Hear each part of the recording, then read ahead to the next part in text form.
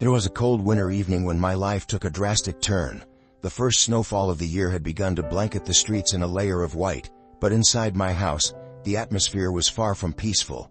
My heart pounded as I sat across from my parents at the dining table, their expressions a mix of disappointment and anger.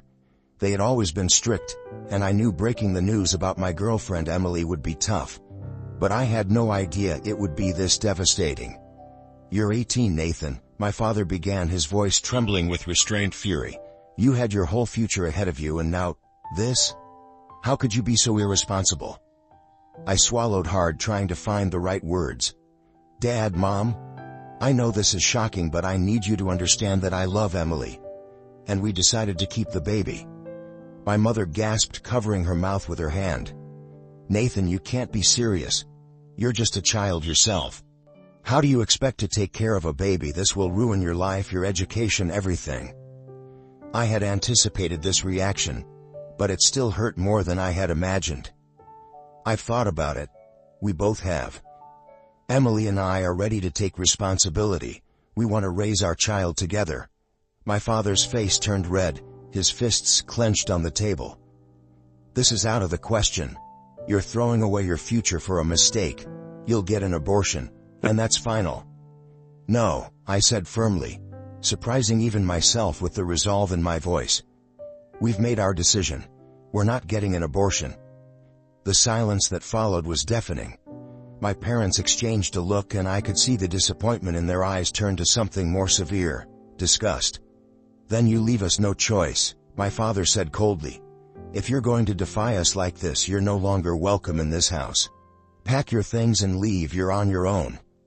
My mother's eyes welled with tears, but she said nothing. Her silence was perhaps more painful than my father's harsh words. I stood up, my legs shaky, and headed to my room to pack a few belongings. As I grabbed my backpack, my heart felt heavy, but I knew deep down that I was doing the right thing. As I turned to leave, my father stopped me at the door. "Nathan, if you walk out that door, don't bother coming back. You'll be dead to us." His words cut deep, but I nodded and walked out, the door closing behind me with a finality that echoed through my soul.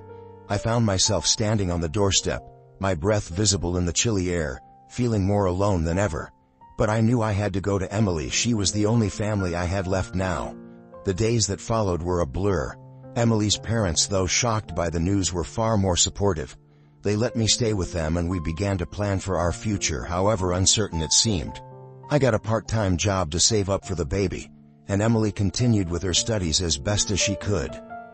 One evening, a few months later, I received a call from an unknown number. Hesitant, I answered, and to my shock, it was my mother's voice on the other end. "Nathan, we need to talk," she said, her voice trembling. "Please just hear us out." Reluctantly, I agreed to meet them. We chose a quiet cafe downtown, away from prying eyes and judgmental stares. When I arrived, my parents were already seated, their faces drawn with worry. My mother's eyes were red from crying, and even my father, who had always been the strong, unyielding figure in my life, looked fragile. "What is it?" I asked, my voice guarded. I wasn't ready for another confrontation. My father cleared his throat, struggling to find the words. "Nathan, there's something you need to know about us, about why we reacted the way we did." I frowned, confused. "What are you talking about?" My mother reached across the table, her hand shaking as she grasped mine. "Nathan, there's a reason we were so insistent on the abortion. And it's not just about your future." As she spoke, I noticed a flicker of something in her eyes. Fear. My heart raced as I waited for her to continue. "Before you were born," my father began, his voice unsteady, "your mother and I were in a similar situation. We were young, unprepared, and scared. We made a decision back then that has haunted us every day since. We had an abortion." My breath caught in my throat. I had never known this about them. They had always been so strict, so unwavering in their morals.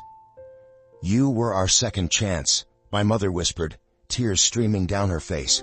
"We wanted to do everything right with you, to give you the life we couldn't give to our first child. When you told us about Emily, it brought back all those memories, all that guilt." The weight of their confession hung heavy in the air, and for a moment I didn't know what to say. The anger, the resentment I had carried with me since that night began to melt away. replaced by a deep, aching sadness. But as I looked into their eyes, I realized there was more to their story, something they hadn't yet revealed.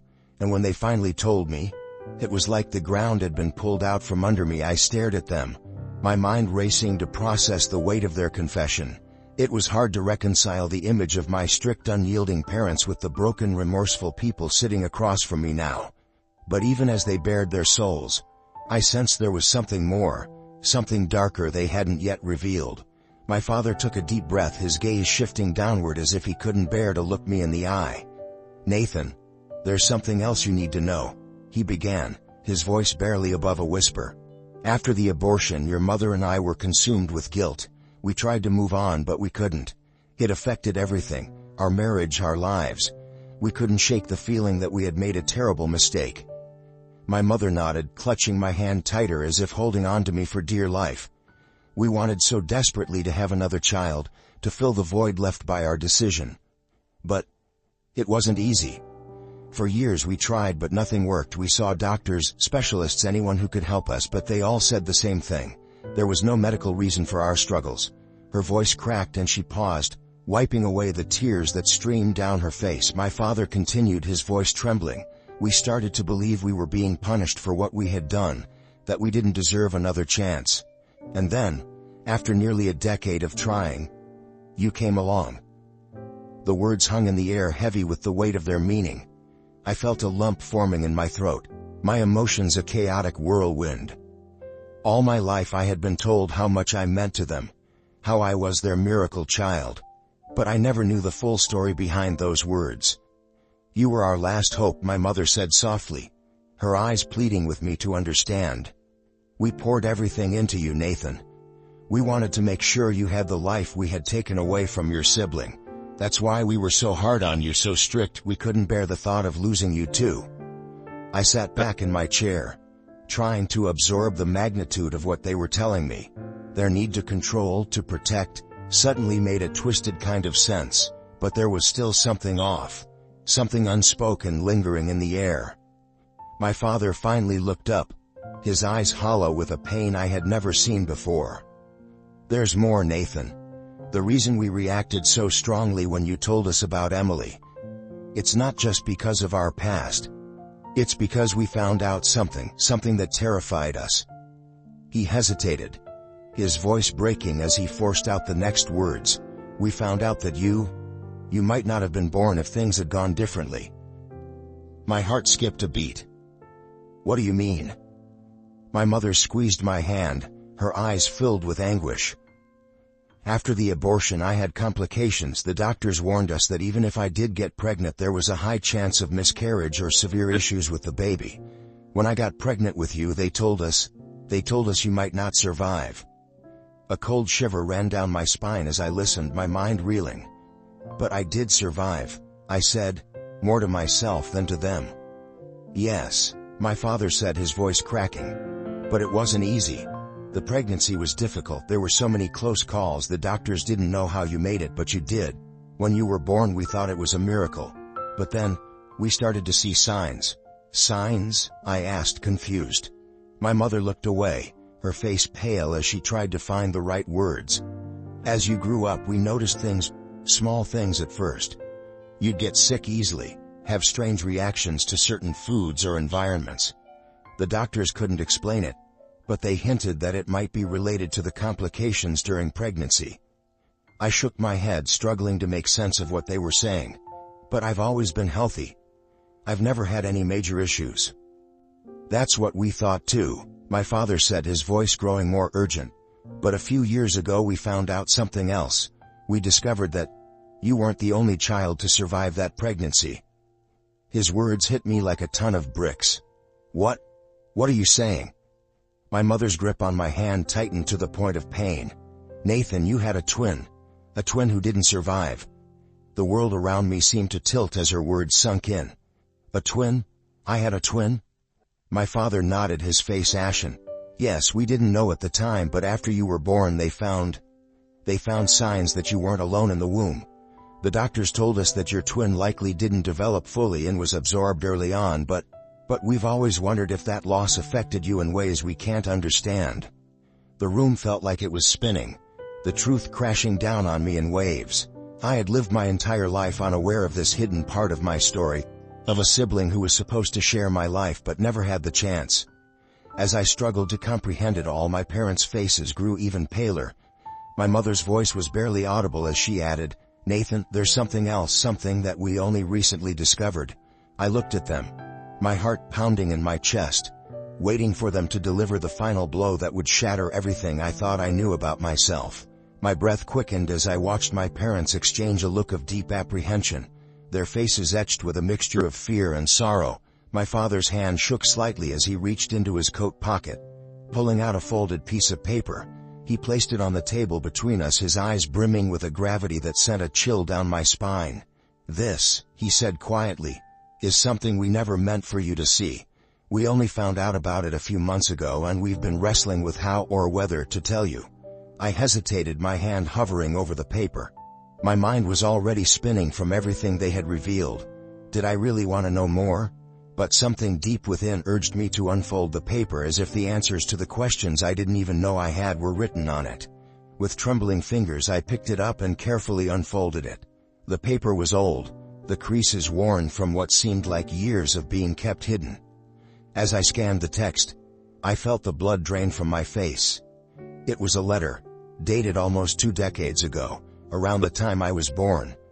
The letter was addressed to my parents from a specialist at a research facility I had never heard of. It detailed the results of tests conducted on me shortly after birth, tests that my parents had kept secret all these years. The more I read, the more surreal and terrifying it became. The letter spoke of anomalies in my DNA, remnants of an unknown substance found in my blood, something that shouldn't have been there. It mentioned atypical cellular regeneration and unexplained resilience. The language was clinical, detached, but the implications were anything but. I looked up at my parents, my voice barely a whisper. "What is this? What are they talking about?" My mother's eyes filled with tears as she reached out to touch my arm, but I pulled back, my mind racing. "Nathan," she said, her voice trembling, "we didn't understand it ourselves. The doctors couldn't explain what they found, but they warned us that you might not be completely ordinary." I stared at her, trying to make sense of what she was saying. "What do you mean, not ordinary? Are you saying..." "What? That I'm some kind of freak?" "No." My father's voice was sharp, cutting through the tension. "No, Nathan, you're not a freak, but you are different. We didn't want to believe it. How could we? You were our miracle child. We thought maybe it was just a mistake or that the doctors were wrong. But as you grew up, we started to see things that couldn't be explained." "Like what?" I demanded, the panic rising in my chest. "What are you talking about?" My father looked pained as he answered, "You were always stronger than the other kids physically. You healed faster when you got hurt. And there were times when you seemed to sense things before they happened.